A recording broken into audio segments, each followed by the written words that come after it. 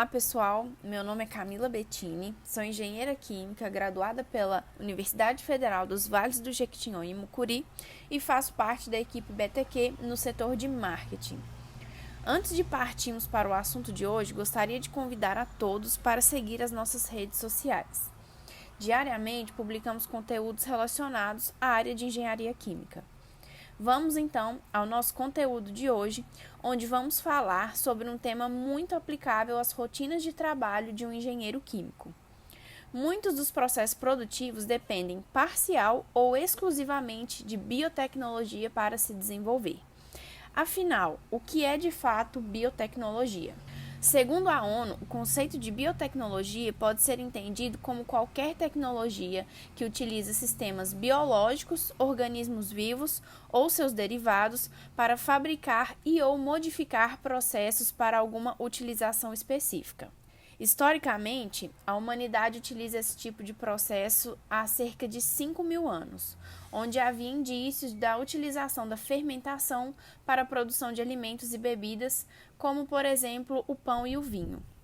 Com a biomedicina, os processos biotecnológicos foram introduzidos há mais ou menos 90 anos, com a descoberta da penicilina por Alexander Fleming.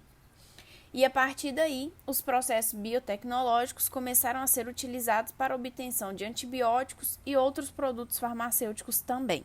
As técnicas biotecnológicas podem ser aplicadas em diversas áreas, mas as principais estão ligadas ao meio ambiente, indústria, agropecuária, pesquisa científica e a área de saúde também. Bom, na área industrial, utiliza-se principalmente os processos fermentativos, sendo os mais utilizados a fermentação alcoólica, que ocorre quando determinadas bactérias fermentam os açúcares, produzindo moléculas que serão convertidas em álcool etílico. A fermentação lática acontece quando os lactobacilos utilizam a lactose para conversão em ácido lático. E a fermentação acética, que parte do etanol, formando ácido acético. Dentre os diversos micro-organismos utilizados nesse processo, a Saccharomyces cerevisiae é a comercialmente mais explorada. A aplicação da biotecnologia na área de meio ambiente está ligada aos processos de biodegradação, que são aplicados na degradação de substâncias químicas de origem orgânica ou inorgânica.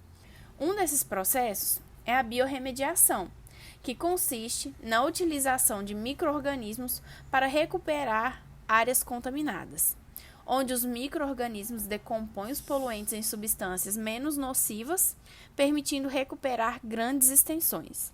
Outra aplicação da biotecnologia na área ambiental é o uso de plantas transgênicas, que são capazes de aumentar a produção agrícola e assim diminuir a necessidade de agrotóxicos.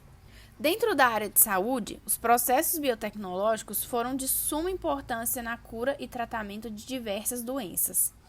Dentre eles, podemos citar como um dos mais significantes a obtenção da penicilina.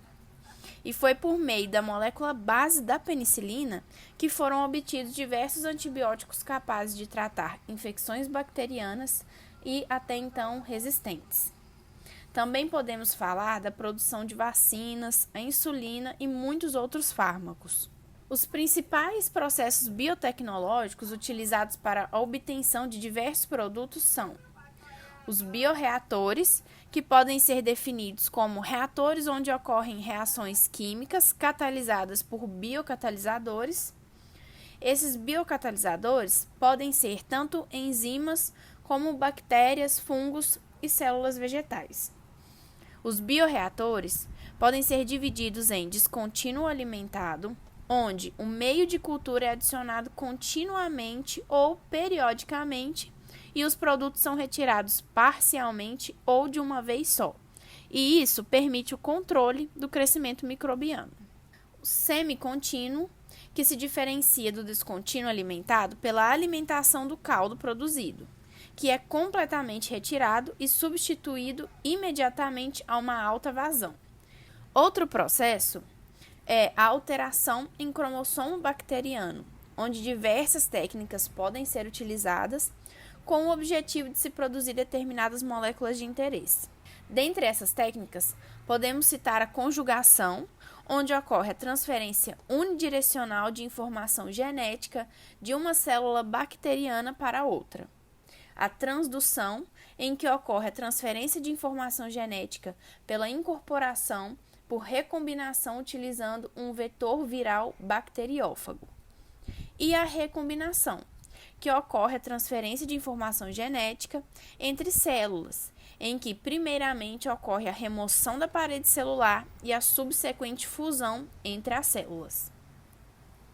E também a técnica de DNA recombinante. É a criação sintética de novos organismos com características diferentes daqueles encontrados normalmente na natureza. Uma das grandes vantagens dessa técnica é a possibilidade da alteração da carga genética de micro-organismos, e assim eles podem produzir moléculas de interesse. Um exemplo de utilização dessa técnica é a produção de insulina humana por micro-organismos. Bom, pessoal, esse foi o podcast de hoje. Gostaríamos de agradecer a atenção de todos que acompanharam até o fim. Esperamos que o conteúdo tenha agregado valor e que tenham gostado.